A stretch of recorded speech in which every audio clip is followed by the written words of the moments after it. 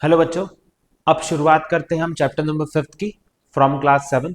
हम 7th class की series चला रहे थे जिसमें हम चैप्टर नंबर 5 पढ़ने वाले हैं अब, जिसमें हम पैरेलल और इंटरसेक्टिंग लाइन के बारे में जानेंगे, यानी समांतर और प्रतिच्छेदी लाइन के बारे में समझेंगे।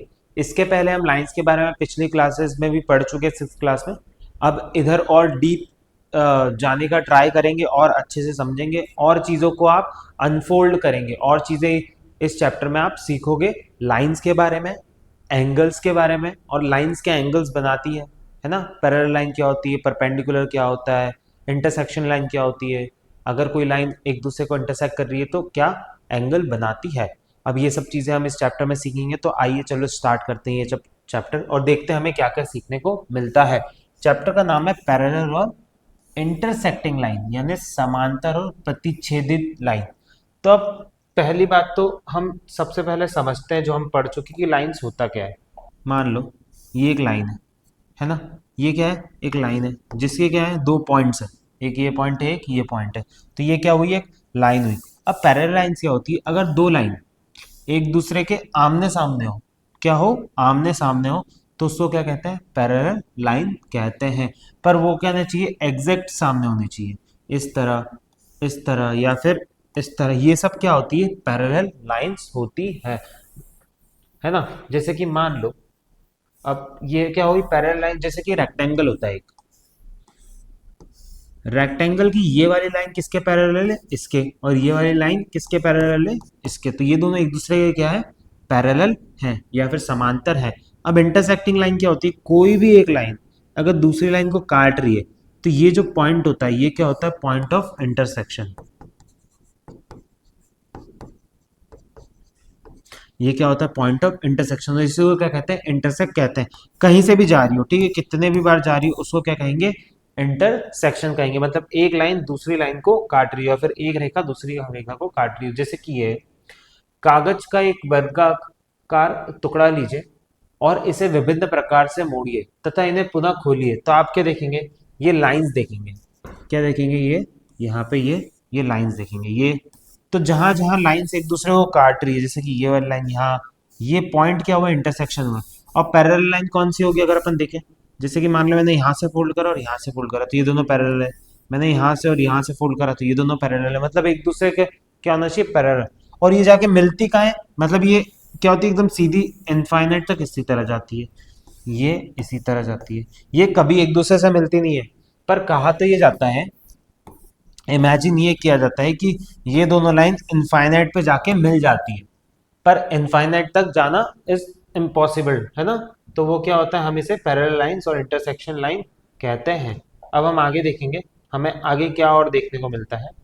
इस अध्याय में हम एक समतल सतह पर रेखाओं के मध्य संबंध खोजेंगे, है ना। समतल सतह मतलब प्लेन सरफेस, प्लेन सरफेस मतलब ये ऑफ कोर्स प्लेन कागज है, प्लेन सरफेस पर रेखा खोजेंगे। मेज के ऊपरी भाग, आपके कागज का टुकड़ा, श्यामपट्ट, ब्लैक बोर्ड एवं बुलेटिन बोर्ड सभी समतल सतहों के उदाहरण है। मतलब ये सब क्या है, समतल सतहों के उदाहरण है। रेखाओं के एक ऐसे युग्म को देखें जो एक दूसरे से मिल रही हो। आप ध्यान देंगे कि वे एक बिंदु पर मिलती है। किस पे मिलती है, बिंदु पर। मतलब अगर ये दो लाइन मिल रही है तो किस मिल रही है, एक पॉइंट पे मिल रही है। इसको क्या कहते हैं, एक समतल सतह पर जब रेखाएं एक युग्म एक दूसरे बिंदु पर मिलता है तो इसका अर्थ है वे रेखाएं एक दूसरे के प्रतिच्छेदित है। मतलब क्या है, इंटरसेक्शन है। आइए देखते हैं कि क्या होता है जब दो रेखाएं परस्पर प्रतिच्छेदित करती हैं। प्रतिच्छेदी रेखा कितने कोण बना रही है, मतलब कितने एंगल बना रही है। यदि मैं एल और एम को प्रतिच्छेद करता हूं तो वह चार कोण बनाती है। जैसे कि देखो, अगर दो लाइनें इंटरसेक्ट कर रही हैं, ठीक है, तो जब भी दो लाइन इंटरसेक्ट करेगी तो कितने एंगल बनाएगी, चार। ये और ये कितने एंगल बने, चार। अब ये याद रखना, जब भी कोई लाइन इंटरसेक्ट करेगी तो उसका जो इधर वाला एंगल होगा ना, उसके नीचे वाले एंगल के बराबर होगा। ये इसके एंगल बराबर, मतलब ए वाला जो एंगल है वो एंगल सी के बराबर होगा, एंगल बी जो है वो एंगल डी के बराबर होगा। मान लो अगर मैंने इस तरह कोई लाइन खींची तो ये वाला जो एंगल है इसके नीचे वाला एंगल यानी इसके बराबर होगा। मान लो ये ए है तो बी, मतलब ए एंगल बराबर होगा बी के। और अगर ये सी है तो ये किसके बराबर होगा, डी के। मतलब अगर ये 30 डिग्री तो ये भी 30 डिग्री, ये 60 डिग्री तो ये भी क्या है, 60 डिग्री है। तो इस तरह क्या करेंगे, एंगल को इस तरह नापते हैं। क्या दो सरल रेखाएं एक से अधिक बिंदु पर प्रतिच्छेद कर सकती है? गतिविधि एक, कागज की एक समतल शीट पर दो रेखाएं इस प्रकार खींचिए कि वे प्रतिच्छेद करें। इनसे चारों कोण को चांदे की सतह से मापिए। चांदा हम पढ़ चुके पिछली क्लास में, तो अपन देख सकते हैं।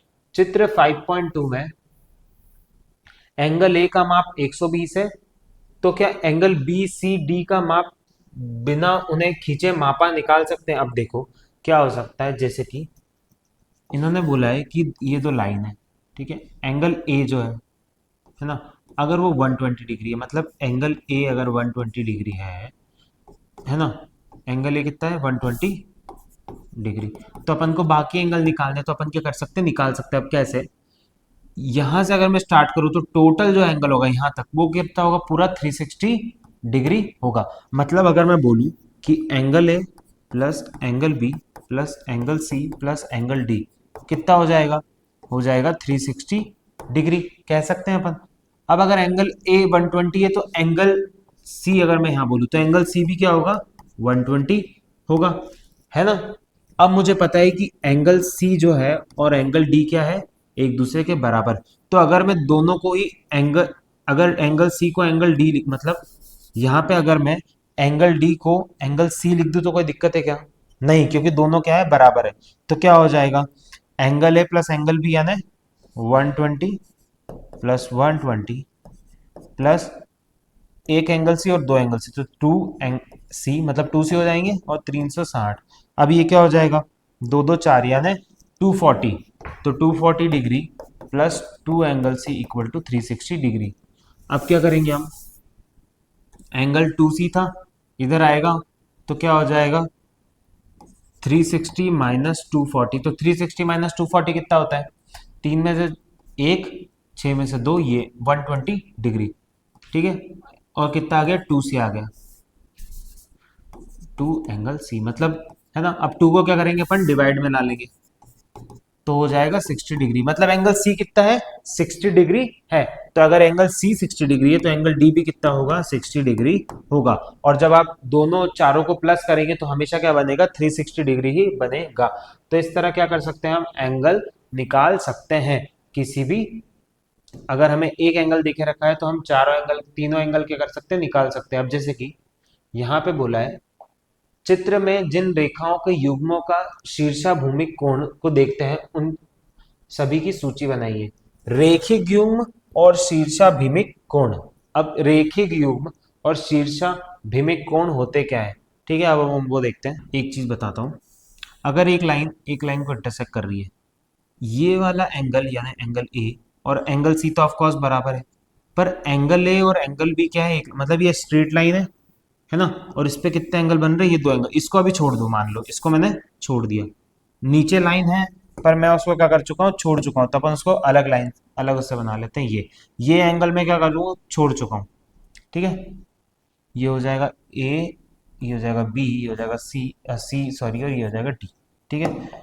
तो एंगल ए और एंगल बी क्या है, एक ही लाइन पे बने हुए हैं, ठीक है, ये एक ही लाइन पे बने हुए हैं। तो एंगल ए और एंगल बी क्या होंगे, रेखिक युग्म हो गया, यानी लीनियर पेयर। इनको क्या कहते हैं, रेखिक युग्म यानी लीनियर पेयर। लीनियर पेयर किसको कहेंगे, ए बी को। अब जैसे कि मान लो ये लाइन है ना, तो ये दोनों क्या है, लीनियर पेयर है, क्योंकि एक दूसरे के बगल में। ये भी कह सकते हैं कि दोनों की क्या है, एक दूसरे साइड में। अब जैसे कि यहाँ पे सी और डी क्या है, एक लीनियर पेयर है, सी और डी क्या है, एक लीनियर पेयर है। मतलब एक एंगल के बगल में अगर दूसरा एंगल है तो वो क्या है, लीनियर पेयर है। जैसे कि ए बी क्या है, लीनियर पेयर है, और एंगल डी एंड सी भी क्या है, लीनियर पेयर है। पर एक और एंगल होता है, जैसे कि एंगल ए और एंगल सी, एंगल बी और एंगल डी, मतलब एक दूसरे के सामने वाले, मतलब एंगल सी और एंगल बी जो बराबर होते हैं, उनको क्या कहा जाता है, शीर्षाभूमिक कोण कहा जाता है, यानी वर्टिकल अपोजिट एंगल। मतलब अगर साइड बाय साइड है तो लीनियर पेयर यानी रेखिक युग्म, अगर एक दूसरे के अपोजिट है, आमने सामने है, तो क्या कहा जाएगा, शीर्षाभूमिक कोण यानी वर्टिकल अपोजिट एंगल। तो इस तरह कितने तरह के एंगल होते हैं? दो, लीनियर पेयर और वर्टिकल अपोजिट एंगल। एक और चीज, वर्टिकल अपोजिट एंगल हमेशा क्या होते हैं? सेम होते हैं। हमेशा क्या होंगे? वर्टिकल अपोजिट एंगल सेम होंगे, है ना। तो हमें यहाँ पे दो चीजें सीखने को मिली, एक रेखिक युग्म और एक शीर्षाभूमि कोण। अब मापन एवं ज्यामिति, मेजरमेंट और ज्योमेट्री। आपने ध्यान दिया होगा कि जब आप रेखिक युग्म को मापते हैं तो कभी कभी उनका योग 180 नहीं आता, अथवा जब आप शीर्षाभूमि कोण को मापते हैं तो कभी कभी वे असमान हो सकते हैं। इसके क्या कारण है? इसके विभिन्न का मापन उपकरणों जैसे चांदा आदि के उपयुक्त रूप से उपयोग नहीं करने के कारण होने वाली मापक त्रुटि, मतलब सही से यूज नहीं करा, खींची गई रेखाओं की मोटाई में अंतर के कारण हो सकता है। ठीक है, तो इस तरह क्या हो सकता है? कुछ त्रुटियां आ सकती हैं। उदाहरण के लिए हम जानते हैं कि एक सरल रेखा बनाने वाला कोण 180 है, अतः यदि रेखा अन्य कोण दो भागों में बांटती है तो दोनों का भाग 180 होगा। अब ये यहाँ कहना क्या चाहता है, मैं इसे डायग्राम से बताता हूँ।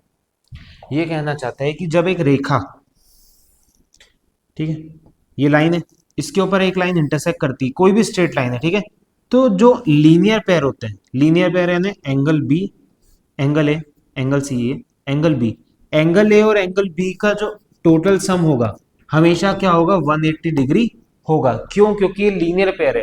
लीनियर पेयर का मतलब ये दोनों एंगल क्या बना रहे हैं? 180 डिग्री बना रहे हैं, 180 डिग्री बना रहे हैं। वैसे ही सी और डी क्या होगा? 180 डिग्री होगा। और जब चारों का सम कर दूंगा तो क्या होगा? 360 होगा। मतलब हमेशा लीनियर पेयर जो है वो कितना होता है? 180 डिग्री होता है। तो ये चीज भी क्या करनी है? आपको याद रखनी है। अब हम पढ़ेंगे लंब रेखा, मतलब परपेंडिकुलर लाइन। हम देख चुके थे कि जब भी हम पिछली क्लास में देख चुके थे, एक 90 डिग्री एंगल अगर बनता है, ठीक है, अगर 90 डिग्री एंगल बन रहा है तो ये क्या है? एक परपेंडिकुलर लाइन है। इसको क्या कहते हैं? परपेंडिकुलर। अगर एक स्ट्रेट लाइन पे एक और स्ट्रेट लाइन खींची और एंगल कितना बन रहा है? 90 डिग्री बन रहा है, तो इसको क्या कहेंगे? परपेंडिकुलर एंगल कहेंगे। और एक दूसरे की लाइन जो है वो परपेंडिकुलर लाइन से।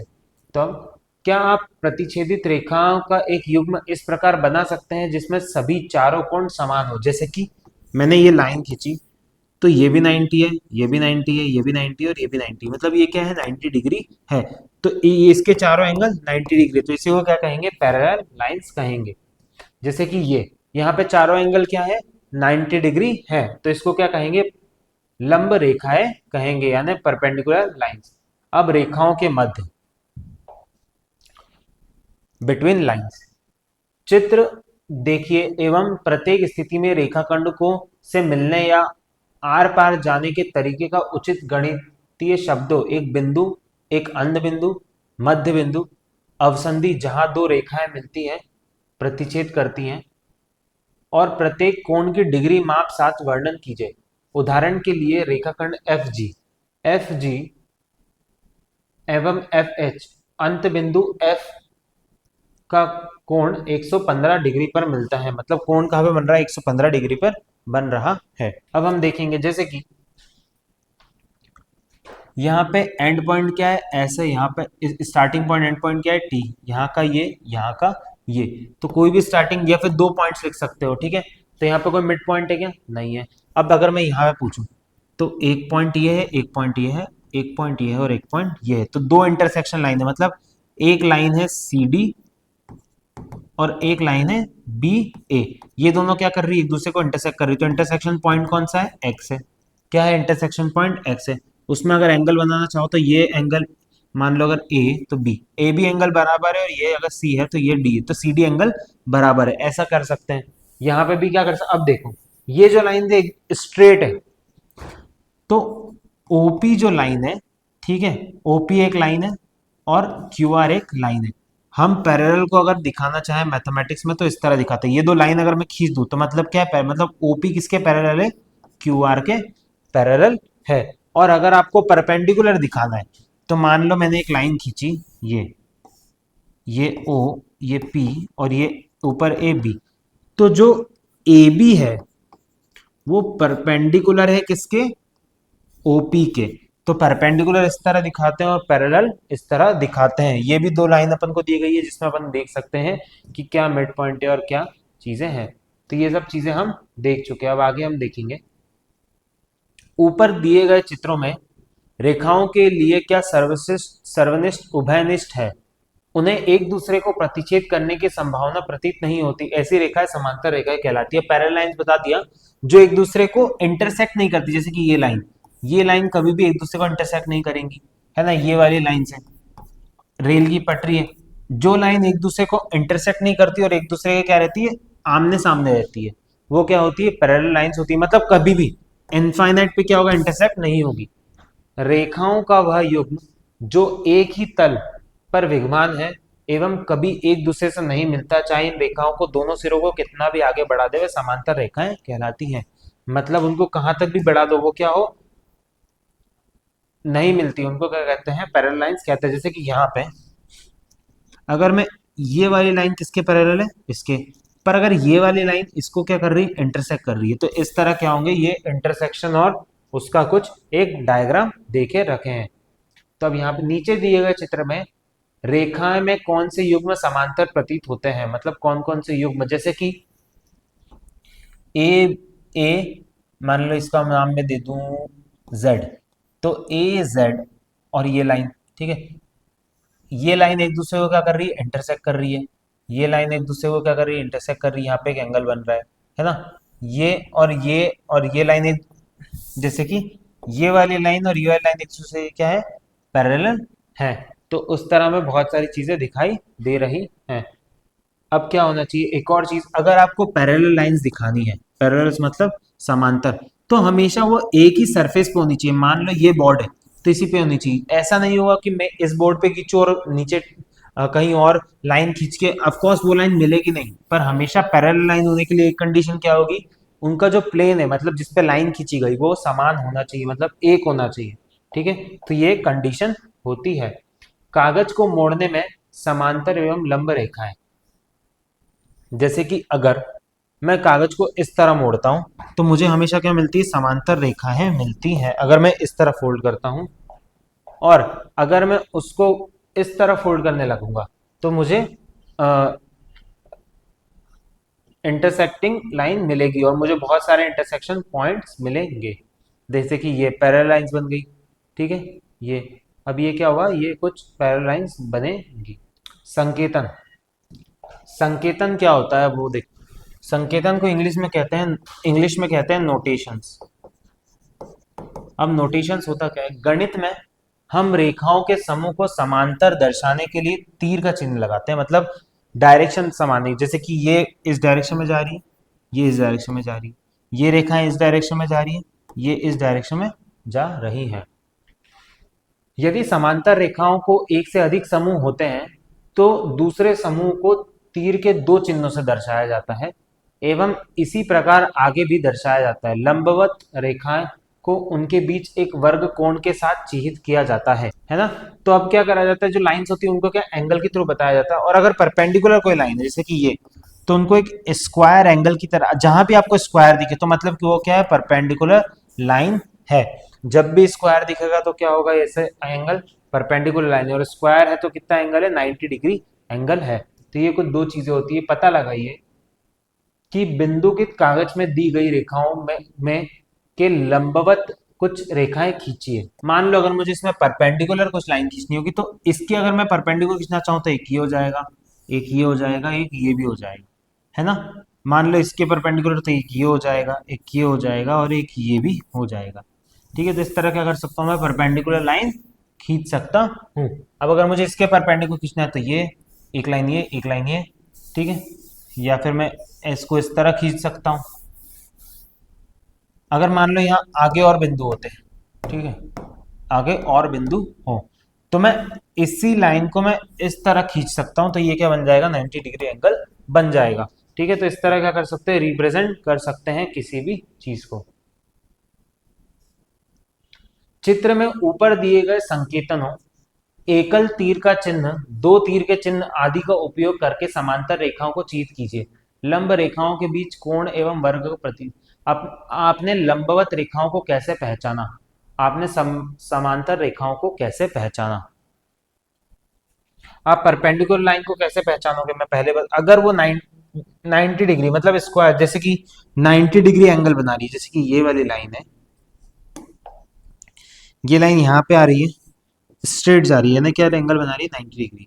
तो मुझे क्या पता लगेगा ये कितना एंगल बना रही है 90 डिग्री। तो ये हो गई परपेंडिकुलर लाइंस। अब पैरेलल लाइंस कैसे? ये वाली जो लाइन है और ये वाली जो लाइन है वो दोनों सीधे जा रही है, मतलब स्ट्रेट पाथ में जा रही है, तो ये क्या हो जाएंगी? पैरेलल लाइंस हो जाएंगी। तो इससे हम समांतर और लंबवत रेखाओं को जान सकते हैं। आयतकार बिंदुकित कागज पर ऊर्ध्वाधर रेखाएं, क्षैतिज रेखाएं एवं 45 डिग्री पर झुकी रेखाएं खींचना सरल होता है, किंतु भिन्न अभि अभिविन्यास वाली रेखा में समांतर रेखा खींचना थोड़ा कठिन होता है। इसके लिए विद्यार्थी को उनके अंतर ज्ञान का उपयोग करने दीजिए। अब क्या होता है, जैसे कि मान लो कभी भी ऐसा नॉर्मली पैरेलल लाइन, इतना नॉर्मली ये लाइन खींचना इजी होता है, ठीक है, इसके पैरेलल में एक और लाइन ऐसे बना सकता हूँ, पर अगर कोई और एंगल बनाओ उसको एक पैरेलल लाइन खींचना थोड़ा कठिन होता है। तो वो क्या कर सकते हैं आप, अपने जब प्रैक्टिस होगी इन चीज़ों को आप अच्छे से समझ लेंगे तो क्या कर सकते हैं, इन चीज़ों को और अच्छे से सीख और समझ सकते हैं। पिछली प्रश्नावली में हमने देखा कभी कभी हमारे लिए यह सुनिश्चित करना कठिन होता है कि दो रेखाएं समांतर है अथवा नहीं। यह सुनिश्चित करने के लिए हम तिर्यक रेखा यानी ट्रांसवर्सल की अवधारणा का उपयोग करते हैं। अब ट्रांसवर्सल रेखा क्या होती है, हम वो करते हैं तिर्यक रेखाएं। यहां हम देख सकते हैं कि तब क्या होता है जब दो रेखाओं में विभिन्न तरीकों से प्रतिच्छेदित आ जाता है, मतलब दो लाइन अलग तरीके से इंटरसेक्ट, जैसे कि ये लाइन इधर, ये लाइन इधर और एक लाइन इंटरसेक्ट कर रही है। तो जब रेखाएं दो भिन्न रेखाओं को प्रतिच्छेद करती है, तो देखो एक पॉइंट ऑफ इंटरसेक्शन क्या है, ये है, एक पॉइंट ऑफ इंटरसेक्शन ये है, तो यहाँ पे कितने बनेंगे, 4 एंगल बनेंगे। तो ये टोटल कितना हो जाएगा, 360। अब यहाँ पे देखो एंगल 1 जो होगा वो एंगल 3 के बराबर होगा, एंगल 4 जो होगा वो एंगल 2 के बराबर होगा, क्योंकि वर्टिकल अपोजिट एंगल। अब एंगल 1 जो है प्लस एंगल 2 जो है वो कितना होगा, 180 डिग्री, क्योंकि linear pair. Angle 3 plus angle 4 equal to 180 degree, क्योंकि लीनियर पेयर। सेम ऐसा होगा, एंगल 5 और एंगल 6 होंगे वर्टिकल अपोजिट एंगल, एंगल 8 और एंगल 7 क्या होंगे, और एंगल 8 और एंगल 6 क्या होंगे, सॉरी, एंगल 5 और एंगल 7 होंगे वर्टिकल अपोजिट एंगल, और एंगल 8 और एंगल 6 होंगे वर्टिकल अपोजिट एंगल, मतलब ये वाले। और लीनियर पेयर क्या होंगे, 5 6 और 8 7। ठीक है, ये तो हमने सीखा इन चीजों में। इसके अलावा भी कुछ चीजें होती हैं, जैसे कि मैंने बताया लीनियर मतलब एंगल 2 और एंगल 3 भी एक दूसरे के लीनियर पेयर है, एंगल 3 एंगल 4 एक दूसरे के लीनियर पेयर है, एंगल 1 एंगल 4 इसके लीनियर पेयर है। मतलब अगर कोई स्ट्रेट लाइन है उसके आसपास वाले एंगल एक दूसरे के क्या होंगे, जैसे कि अगर ये लाइन ले लूँ तो ये दोनों लीनियर पेयर है, ये लाइन ले लूँ तो नीचे वाले लीनियर पेयर है। तो इस तरह क्या कर सकते हैं, हम लीनियर पेयर को डिफाइन कर सकते हैं। अब चित्र में बहुत सारी चीजें, यहाँ संभवतः 8 कोणों में माप भिन्न है। हाँ, मतलब 5 भिन्न कोण 6 5 4 3 और 2 के विषय में आप क्या विचार करते हैं? क्योंकि 1 और 3 शीर्षाभूमि यानी वर्टिकल अपोजिट एंगल है, अतः वह समान माप के हैं। क्या शीर्षाभूमि कोण के अन्य युग्म भी है? हम देख सकते हैं कि शीर्षाभूमि कोण के कुल 4 युग्म हैं एवं प्रत्येक युग्म में कोण एक दूसरे के समान है। इस प्रकार जब हम दो रेखाओं को एक तिर्यक रेखा प्रचित्रित करते हैं तो अधिक से अधिक 4 भिन्न मापों के 4 कोण बनते हैं, मतलब 4 डिफरेंट डिफरेंट एंगल के 4 कोण बनते हैं। तो हमने ये क्या पढ़ा, हमने ये पढ़ा ट्रांसवर्सल लाइन जो होती है, ट्रांसवर्सल क्या होती है। ठीक है, अब हम आगे पढ़ेंगे संगत कोण, करस्पॉन्डिंग एंगल्स। करस्पॉन्डिंग एंगल्स क्या होते हैं, आपने 5 चित्र में देखा कि तिर्यक टी कोण के दो समूह बनाती है, एक एल के साथ और दूसरा एम के साथ। स्थिति के आधार पर हम पहले समूह के कोण यानी पहले समूह के कोण दूसरे समूह के कोण के संगत है। एंगल 1 एंगल 5 संगत कोण कहलाते हैं। जैसे कि अब क्या था, लाइन थी, ठीक है, ये लाइन थी, एक ये और एक ये, तो ये 1 ये 2 ये 3 ये 4 ये 5 ये 6 ये 7 ये 8। देखो ये वाला जो एंगल होगा और ये वाला जो एंगल होगा, ऊपर ऊपर वाले मतलब एंगल 1 और एंगल 2 क्या होंगे, ये संगत एंगल होंगे यानी करस्पॉन्डिंग एंगल्स। वैसे ही एंगल 2 एंगल 6 क्या होंगे? Corresponding angle. एंगल 3 एंगल 7 क्या होगा? करस्पॉन्डिंग एंगल 4 और एंगल 8 करस्पॉन्डिंग। मतलब एंगल 2 और एंगल 6, 3 और 7 और 4 और 8, ये क्या होंगे? करस्पॉन्डिंग एंगल होंगे। मतलब ट्रांसवर्सल लाइन में आपको संगत एंगल भी देखने को मिलते हैं। मतलब 2 और 8, 3 और 7, 1 और 5, मतलब ऊपर ऊपर वाले। ठीक है, अगर मैं एंगल 4 की बात करूं, एंगल 4, तो उसके लिए नीचे वाला यानी इसके नीचे वाला यानी 8 वाला संगत कोण होगा। देखो अगर एंगल ए 60 डिग्री है तो ये भी क्या होगा? 60 डिग्री होगा, है ना। अगर दोनों 60 डिग्री है तो मतलब अब मान लो अगर मैं फाइंड करूं, एंगल बी हो गया, एंगल सी और एंगल डी। तो एंगल ए आपको पता है 60 डिग्री है, एंगल सी जो है वो भी 60 डिग्री है। ठीक है, तो angle A plus angle B plus angle C plus angle D equal to 360 degree. D और सी क्या होंगे? एक दूसरे के बराबर तो हो जाएंगे, टू एंगल सी डी, सी या डी कुछ भी यूज कर सकते हो। 6 और 6 112 यानी 120, 120 उधर गया, माइनस में आ गया, तो इधर आ गया एंगल सी और 2। 360 में से वो गया तो कितना बचा? 240। 240 डिवाइडेड बाय 2 गया तो 2 एकम 2, 2 4 और 0। मतलब एंगल सी कितना है? वो भी 60 डिग्री है। ठीक है, सॉरी 60 डिग्री नहीं होगा, 120 डिग्री है। ठीक है, तो 120 मतलब ये भी 120 और ये भी 120, मतलब दोनों एंगल क्या होंगे? 120 होंगे। तो हम क्या निकाल सकते हैं? इससे निकाल सकते हैं। अब मान लो जैसे कि एक और चीज, एक लाइन है, ये लाइन खींची, ये लाइन खींची। अब करस्पॉन्डिंग एंगल यानी होता क्या है? अगर ये वाला एंगल है 60 डिग्री तो ये वाला एंगल भी क्या होगा? 60 डिग्री होगा। मतलब अगर ये 60 डिग्री है तो ये भी क्या होगा? 60 डिग्री होगा, और ये भी क्या होगा? 60 डिग्री। अब मैंने ऊपर वाला क्या निकाला? ऊपर 120 डिग्री। मतलब इधर वाला एंगल क्या होगा? करस्पॉन्डिंग 120, ये भी होगा 120। मतलब हमेशा याद रखना करस्पॉन्डिंग एंगल एक दूसरे के क्या होते हैं? इक्वल होते हैं। करस्पॉन्डिंग एंगल एक दूसरे के इक्वल होते हैं। रेखाएं जैसे कि तिर्यक रेखाएं टी एल एम बने ए और बी संगत कोण है। मतलब क्या है? करस्पॉन्डिंग कोण है जो एक दूसरे के समान होते हैं। तो हमने करस्पॉन्डिंग एंगल के बारे में भी सीखा। अगर अगर ट्रांसवर्सल एंगल इक्वल है तो ये दोनों लाइन एक दूसरे के क्या होंगी? पैरेलल होंगी। मतलब बहुत इंपॉर्टेंट बात पता लगी, अगर ट्रांसवर्सल एंगल में करस्पॉन्डिंग एंगल्स इक्वल है, करस्पॉन्डिंग एंगल्स क्या है? इक्वल है, तो लाइंस क्या होंगी? एक दूसरे के पैरेलल होंगी। वही लिखा है, जब एक तिर्यक रेखा द्वारा एक रेखा युग्म बने संगत कोण एक दूसरे के समान होते हैं, मतलब करस्पॉन्डिंग एंगल एक दूसरे के इक्वल होते हैं, उस युग्म की रेखाएं एक दूसरे के समांतर होती हैं। मतलब क्या होती है? पैरेलल होती हैं। मान लीजिए दो समांतर रेखाओं को प्रतिचित करने वाली एक तिर्यक रेखा को संगत कोण के बारे में क्या कहा जा सकता है? अब जैसे कि हम और आगे करेंगे, ये दो लाइन खींची, इसमें दो एंगल्स बनाए। एक तिर्यक रेखा द्वारा समांतर रेखाओं के युग्म को प्रतिचित करने बने संगत कोण सदैव एक दूसरे के समान होते हैं। क्या होंगे? एक दूसरे के समान। मतलब यहाँ पे दो लाइन बनती है। पहला तो अगर कोण समान है तो लाइंस होंगी पैरेलल, पर अगर लाइंस पैरेलल है और उस पे एंगल बना है तो ये होंगे सेम अपोजिट लाइन से। मतलब अगर दो लाइन अगर मान लो पैरेलल आपने खींची और एक इंटरसेक्शन लाइन खींची, तो हमेशा ये वाले जो एंगल होंगे ना, करस्पॉन्डिंग एंगल्स, वो हमेशा इक्वल होंगे, ऐसा कहा गया। मतलब पैरेलल लाइन पर अगर लाइन खींचो, और ये कहा गया है अगर आपने कोई इंटरसेक्शन बनाया, आपको नहीं पता ये पैरेलल है, बस आपने एक इंटरसेक्शन बनाया, पर अगर इसके एंगल इक्वल निकल गए, करस्पॉन्डिंग एंगल अगर इक्वल निकल गए, तो ये लाइन क्या होंगी? एक दूसरे के पैरेलल होंगी। तो हमेशा एंगल और लाइंस का क्या है? एक दूसरे का ये रिलेशन है। तो हम ये चीज से इसको समझ सकते हैं। अब जैसे कि रेखाओं में एल एम तिर्यक, चित्र में रेखाएं एल एम तिर्यक रेखा इस प्रकार खींचिए कि संगत कोण एक युग्म समान हो। आप कोण को एक चांदे के द्वारा माप सकते हैं। अब आप देखो, अगर दो लाइन से, ठीक है, उस पर आप कोई भी अगर इंटरसेक्शन लाइन बना रहे हो तो हमेशा क्या होगा? ये जो लाइंस होंगी, ये एंगल्स क्या होंगे? हमेशा इक्वल होंगे। करस्पॉन्डिंग एंगल हमेशा क्या होंगे? इक्वल होंगे। तो ऐसा आप देख सकते हो। जब एक रेखा युग्म में रेखाएं एक दूसरे के समांतर नहीं होती तो तिर्यक रेखा द्वारा बनाने वाले संगत कोण कभी भी एक दूसरे के समान नहीं। मतलब इसमें क्या कहा गया है?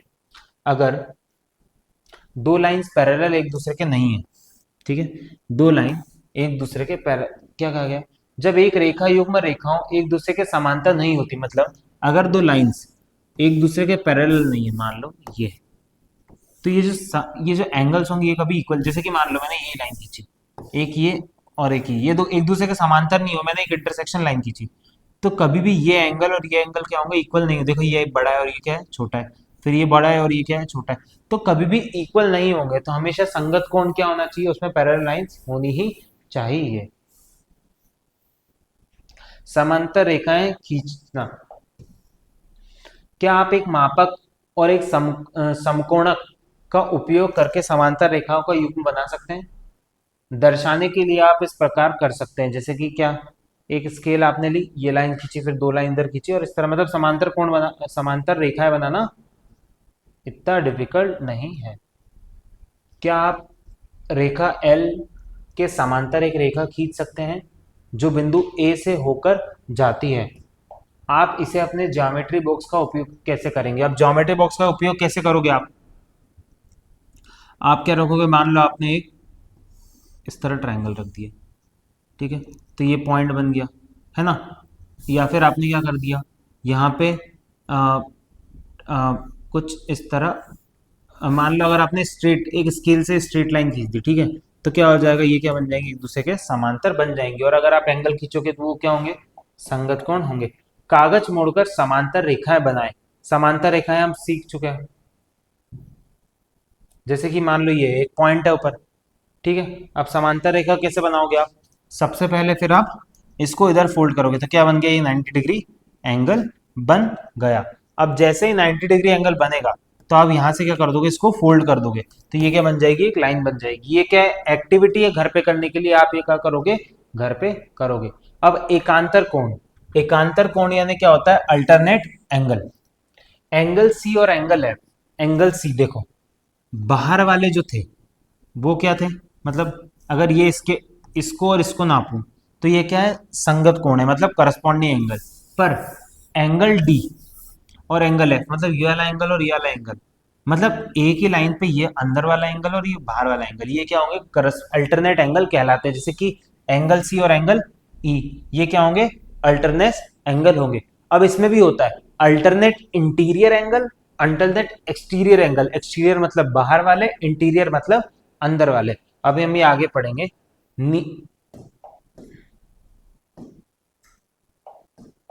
आप दिए गए कोण पर एकांतर कोण ज्ञात कर सकते हैं। मान लीजिए f का एकांतर कोण ज्ञात करने के लिए पहले आपने f के संगत कोण ज्ञात किया जो b है, और फिर b के शीर्षाभूमिक कोण ज्ञात किया जो d है, ठीक है। आप कोई भी, अगर कोई भी एंगल दिया हो तो आप दूसरा एंगल पता लगा सकते हैं। चित्र में यदि f का माप 120 है तो इसके एकांतर कोण d का माप क्या है? जैसे कि f अगर 120 है मान लो, तो आपको डी बताना है, डी क्या है, तो कैसे बता सकते हो आप? आपको पता है एफ जो है वो बी के क्या होता है, बराबर होता है, तो वो क्या होगा, 120, ये भी होगा। मतलब मुझे करस्पॉन्डिंग एंगल से पता है ये दोनों इक्वल है, तो मुझे पता है कि ये वर्टिकल अपोजिट एंगल से ये भी क्या हो जाएगा, इससे इक्वल हो जाएगा, ठीक है। तो हम इससे ये पता लगा सकते हैं।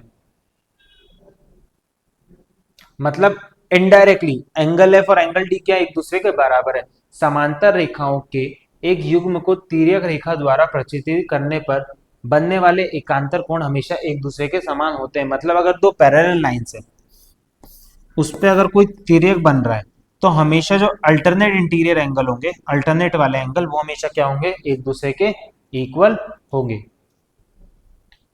जैसे कि यहाँ पे अगर बोला गया है एंगल 6 135 है, तो अगर मैं अल्टरनेट इंटीरियर फाइंड करूँ, तो अगर ये 6, ये दोनों लाइंस पैरेलल हाँ है, अगर ये 135 तो ये भी 135, ठीक है, ये 135 है तो ये 135 होगा, अगर ये दोनों 135 है तो ये भी 135 होगा, और बाकी भी एंगल क्या हो सकते हैं, इससे फाइंड हो सकते हैं।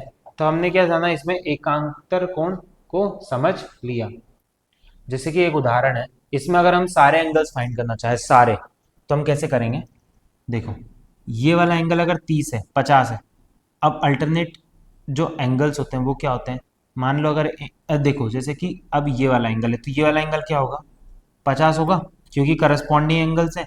अगर ये 50 है तो ये भी क्या होगा, 50 होगा, ये 50 है तो ये भी 50 होगा। अब देखो ये क्या है, 180 डिग्री, मतलब टोटल एंगल क्या होगा, मतलब एंगल लेंथ प्लस एंगल 2 कितना होगा 180 डिग्री। तो अगर एंगल 1 50 है प्लस 2 इक्वल टू 180 डिग्री, तो एंगल 2 180 माइनस 50 130 डिग्री। मतलब एंगल 2 कितना है 130, तो एंगल 4 भी क्या होगा 130। एंगल 4 अगर 130 है तो ये भी 130 होगा और ये भी 130 होगा। तो इस तरह क्या कर सकते हैं हम, एंगल्स जो है वो माप कर सकते हैं, क्या है ना। अभी हमने ये बहुत सारी चीजें सीख ली। अब क्या कोण 3 6 के बीच कोई संबंध है? आप 3 के विभिन्न माप लेकर 6 के माप देखकर संबंध में ज्ञात करने का प्रयत्न कर सकते हैं। जब आपको यह संबंध ज्ञात हो तो इसकी जांच करने का प्रयास करें एवं आपको ज्ञात होगा कि तिर्यक रेखा एक ही और अंत कोण का योग हमेशा 180 होता है। जैसे कि हमने फाइंड करा, ये 50 था तो ये भी 50 था, ये 130 है तो ये भी 130 है, ये 130 है और ये क्या हो जाएगा 130 हो जाएगा, ये 130 हो जाएगा, ये 50 हो जाएगा, ये भी हो जाएगा 50। तो देखो ये और ये क्या है करस्पॉन्डिंग एंगल्स, ये और ये क्या है अल्टरनेट इंटीरियर एंगल्स। ठीक है, तो हमने ये देख लिया। अब एक और चीज, हमेशा अल्टरनेट जो इंटीरियर एंगल होंगे, मतलब ये वाला एंगल और ये वाला एंगल, मतलब इस लाइन पे ये दोनों एंगल है ना, ये दोनों हमेशा क्या होंगे 180 डिग्री होंगे। 4 एंगल और एंगल 5 क्या होंगे हमेशा 180 डिग्री होंगे। तो ये भी क्या है एक एंगल इंटीरियर एंगल का पार्ट है। ठीक है, तो हमने ये सब सीख लिया। अब एक उदाहरण है, आपको आगे ऐसे क्वेश्चन सॉल्व करने। चित्र 5.2 में रेखाखंड ए बी रेखाखंड सी डी में समांतर है, मतलब ए बी जो है वो सी डी के क्या है पैरेलल है, ये हो गई पैरेलल। ठीक है, और जो ये वाली लाइन है एक दूसरे के क्या है पैरेलल है। मतलब अगर मैं इसको आगे एक्सटेंड करूं ये, और फिर ये लाइन खींची, ये लाइन खींची और ये लाइन खींची इस तरह, तो ये क्या होंगी कुछ इंटरसेक्ट कर रही है। एंगल, एक रेखाखंड AD और BC क्या है समांतर है, ACD है 60, ACD क्या है 60, CAB ABC एवं BCA का क्या माप है, मतलब CAB, CAB मतलब मैं पहले ही बता चुका हूं, CAB मतलब अपन को क्या फाइंड करना है, ये वाला एंगल फाइंड करना है ना।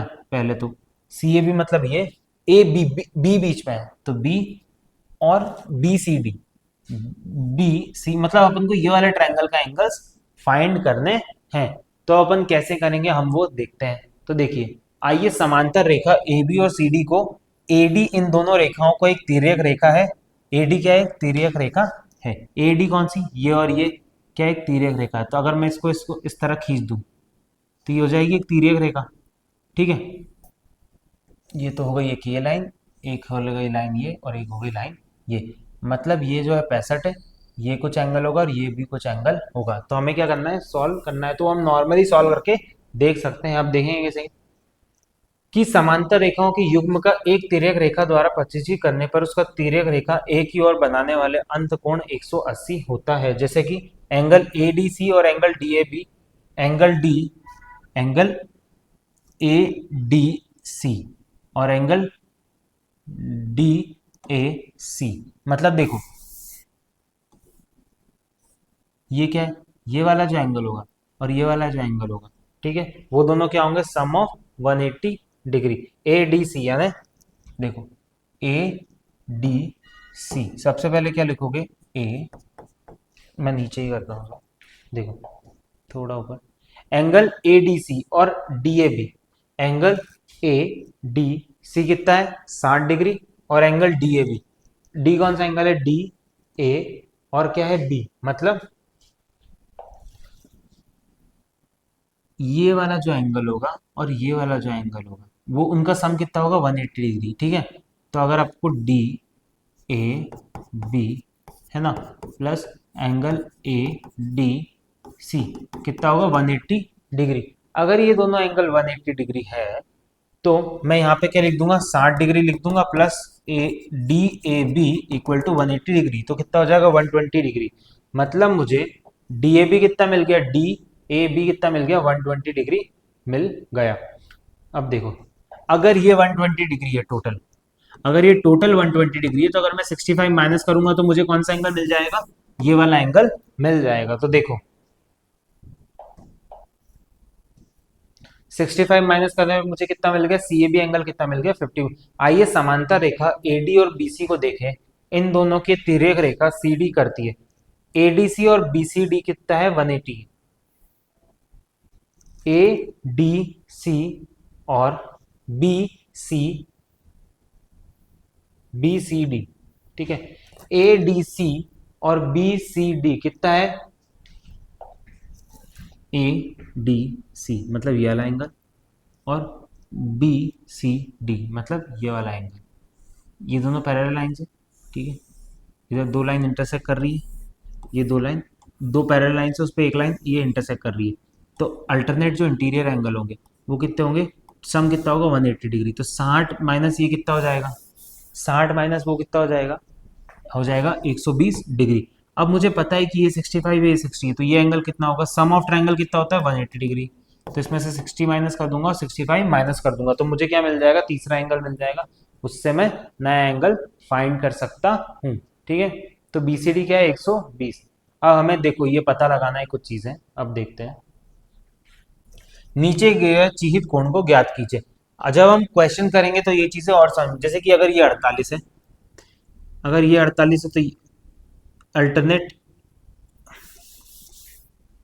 है ना, अगर ये 48 है तो ये वाला एंगल कितना होगा, ये भी क्या होगा 48 होगा, क्यों, क्योंकि ये दो क्या है पैरेलल लाइन है ना।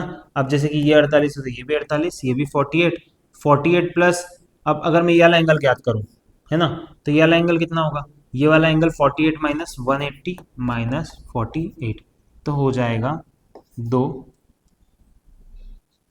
2 1, मतलब 122 डिग्री क्या होगा, ये होगा, और 122 डिग्री क्या होगा, ये होगा। तो इस तरह क्या कर सकते हैं हम, सॉल्यूशन फाइंड कर सकते हैं। अब जैसे कि यह है तो ये भी क्या है अल्टरनेट इंटीरियर एंगल है, तो ये भी हो जाएगा 52। अगर मान लो ये 99 प्लस ये तो 180 हो गया, ठीक है, अगर ये 81 है तो ये भी क्या हो जाएगा 81 डिग्री हो जाएगा। इस तरह क्या कर सकते हैं हम, चीजें सॉल्व कर सकते हैं बेसिक कॉन्सेप्ट को देख के। मान लो जैसे कि ये वाला एंगल है, ये है 1, अगर ये 90 डिग्री 99 है तो ये भी क्या होगा 99 डिग्री हो जाएगा, alternate interior angle of course, है ना। जैसे मान लो ये 69 है तो अल्टरनेट एक्सटीरियर एंगल से ये भी क्या होगा 69 हो जाएगा। तो इस तरह क्या कर सकते हैं, चीजें सॉल्व कर सकते हैं।